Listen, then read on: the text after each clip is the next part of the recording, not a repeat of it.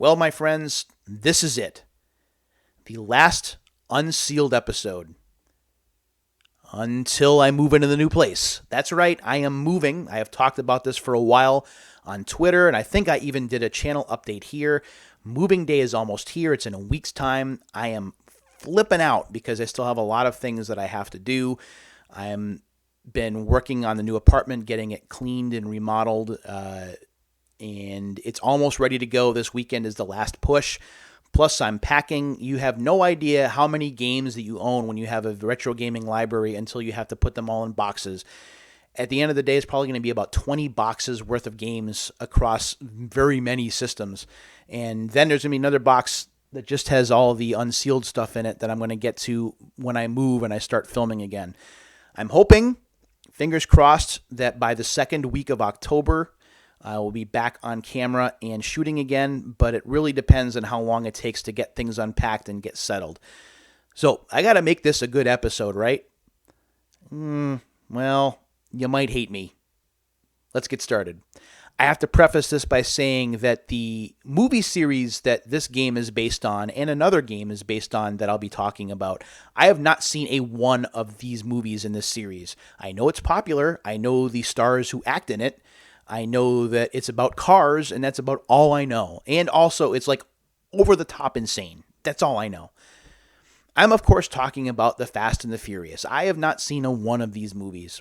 But I had a game that I found online on eBay that I got that I was going to open when F9, which is the ninth Fast and Furious movie, when that came out. It was going to be like this crossover thing that I like to do for anniversaries or for special occasions. But of course, F9 got delayed because of you know what. So it's been sitting on the back burner. But then something happened that I did not expect. The release of quite possibly one of the worst games of 2020. And it happens to also be a Fast and Furious related thing. I'm talking about Fast and Furious Crossroads. This is the Xbox One version right here. Now, it's already open, and the disc isn't in there because it's in my Xbox One. I've been playing it a little bit so I can give you my 2 cents on it. Why did I pick this up knowing full well that it's bad? Watching Angry Joe and watching a few other video reviewers just trash this game. It's hard to explain, really, but for me, when I hear that a game is that bad, when I hear a game is hilariously bad, when I see people throwing fits because a game they just say that it's the worst thing that they've ever played, I have to find out for myself. Maybe I'm a glutton for punishment. I don't know. The thing that set me over the edge was watching Angry Joe's review of this, where he called it hilariously bad. And at that point, I knew that if this ever came on sale, that I had to give it a shot. And GameFly was running a sale where this was only $28. I'm like, you know what? Why not? Let me go ahead and pick it up. So I got it. Again, never having watched 1 minute of these movies. So actually, I got more out of it than I think fans would. I knew who the stars were, and there are a lot of cars. They're all licensed. The game looks okay. Not great, but okay. The music is good. The racing action's okay, although the car control is pretty bad. And so far, even though I'm only about an hour in, I'm okay with it. But that shouldn't surprise anybody. I like a lot of weird games, so maybe it's me. I don't know. But when this came out, I'm like, well, this is great. If I'm going to get this in the mail, then now I get a chance to unseal a game that I've been sitting on for a while because I'm not going to sit on this game until F9 comes out next year. So without further delay, let us take a look at The Fast and the Furious for the PlayStation 2. And yes, that is a Circuit City price tag of $39.99 on there. Now, I don't know anything about this game. Nothing. I didn't do any research at all. The only thing I know by looking at the back of the case is Technics designed it. That's all I know. Oh, and that Bandai Namco published it. That's it. So we're going to find out about this game together, and maybe you watching at home or wherever you're watching this have some more experience with this than I do. So maybe you'll leave a comment or two telling me about your experience. It's up to you. But I'm going to be finding out about this firsthand and opening this brand new like I would have back in 2006 if I cared. And that's when this game did come out. It was in 2006. So speed needs no translation. That's what it says on the back of the case there. You can see some of the screenshots. I know they're kind of difficult to see because of the glare. But there they are. So let's see what it says. Oh, of course, all of the writing is nice and small, which is great. Finally, the blockbuster street racing franchise comes to console. Dive into the world of the Fast and the Furious and the fastest, most authentic and detailed street racing game to ever come to the PlayStation 2 computer entertainment system. Sounds promising, right? Hundreds of licensed body kits, wheels, and vehicles bring unprecedented levels of customizability. That's a word? Okay.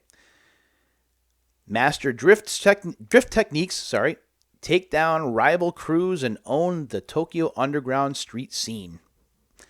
Sounds a lot like Tokyo Extreme Racer to me, but we'll see what happens here. Nearly 100 of the most detailed tuner, muscle, and concept cars ever seen on the PS2. That's exciting. I don't mind licensed cars.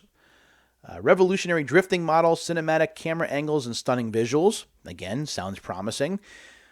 Putting it up against others, racing games, I would have to say this is the number one game out there.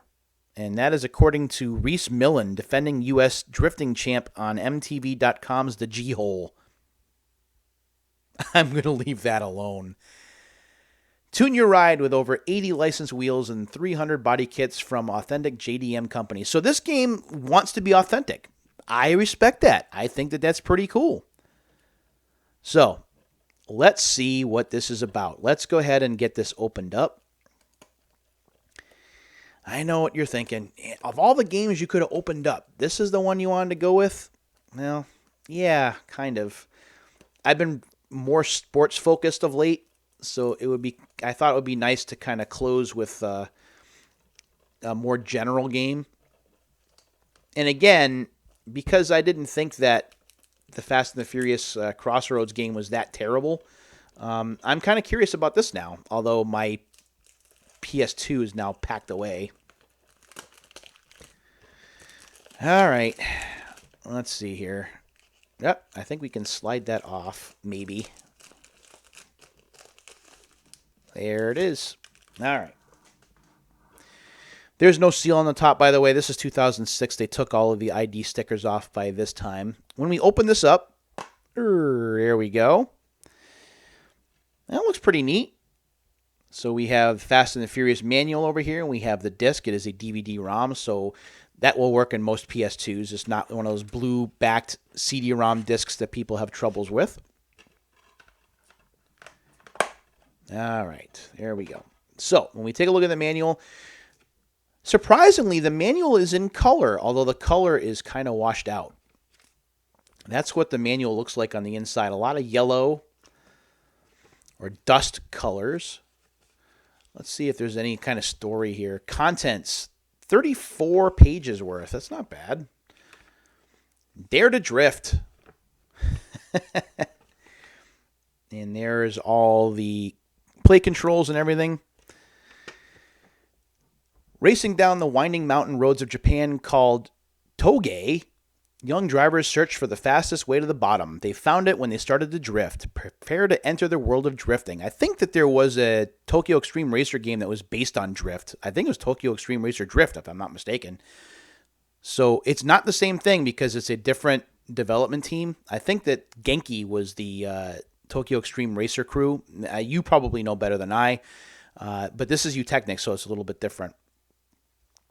And I think they just slapped a Fast and Furious label on here to try and adapt it for the movies. So I guess that works. I'm not going to read the rest of the story. It's relatively uninteresting. Let's see. Career mode, multiplayer options. Oh, you could use GameSpy servers. Who remembers GameSpy servers? Raise your hand. I remember GameSpy servers, but I didn't go online, so I don't really know a lot about them. Let's see what they talk about with career. Anything? Selecting a car, transmission. I always select automatic because I'm a wimp and I don't like manual. Driving assists, so it's trying to be realistic. It's not arcade style. At least that's what I would anticipate based on this. There's a whole thing here about drifting, like a lot dedicated to drifting. 1, 2, 3 pages worth of drifting information. So much drifting information that you can take in, and I know nothing about it. I opened up a copy of Tokyo Highway Battle on this channel a long time ago, and it has a drift mechanic built in. In fact, there's a drift button, so it's kind of like Ridge Racer, but more drift. And I like that game, but I know nothing about the actual ins and outs of drifting. I'm not the big car fanatic that a lot of others are. Let's see. There's not really a lot else here. It doesn't talk about the career too much. End game, scoring drift points. I don't know. Tuning. These are all things. It's trying to be more like a simulation, which is fine. But with Fast and Furious, this is why I like Crossroads better. Because Crossroads here knows that it's an arcade style, like an action game, much like the movie is. Whereas with this game here, it is trying to be more realistic, which is fine, but you really don't need to have the movie license to make it more realistic. It kind of goes against the grain. And you already have your realistic car simulators like Gran Turismo, for example, on the PS2, where this really just feels unnecessary. Or even something like Tokyo Extreme Racer, which looks great on PS2, by the way. So by 2006, I don't know how relevant this would have been, except for the fact that it has the movie license on there. So if you're a Fast and Furious fan, of course you're going to be interested in this. One other thing I wanted to check out was the music credits. At least it promises there are music credits here. See if there's anything I know, and there isn't. The music in Fast and Furious games, at least based on the experience that I've had with Crossroads, is really good. I like it a lot, and I like the setting. I like the look. It's very stylish, which is cool. But I think that the Need for Speed games, like Need for Speed Underground, covered these bases pretty well as well. So yeah, unfortunately, all of the writing is really small, so it's really tough to see all of the credits. But there is a lot of licensed music in here. There's 3, 6, 10, probably 20 music tracks in here. Jared Leto actually wrote. Wow. Okay. Whatever. So that's a look at Fast and Furious. I know nothing about this. I'll have to read the manual and certainly look forward to playing it when I get into the new place. But it's pretty interesting how this tries to be more of a simulation, whereas Crossroads doesn't take itself that seriously and in fact goes bat crap insane with some of its storyline stuff and some of its stunts. And I think that's why I appreciate this approach just a little bit more. As someone who's an arcade racing fan, I think I can get into this, or it's a lot more accessible than something like Fast and the Furious for PS2, which really takes itself seriously. And it's not a bad approach, but it's not going to be one that is a one-size-fits-all like Crossroads might be. Even though Crossroads, let's face it, isn't a high-quality or high-class title, and will probably be looked at as one of the worst games of the year. So when you're looking at worst game lists, I have a feeling it might be on there when we start doing worst games of 2020 in December. So that's it. All these videos here in this location, this is the last one. I'm looking forward to getting into the new place, though. Hopefully I'll be back in a couple of weeks. Until then, my friends, please take care of yourselves and each other, especially during these really weird times, and we'll do this again real soon.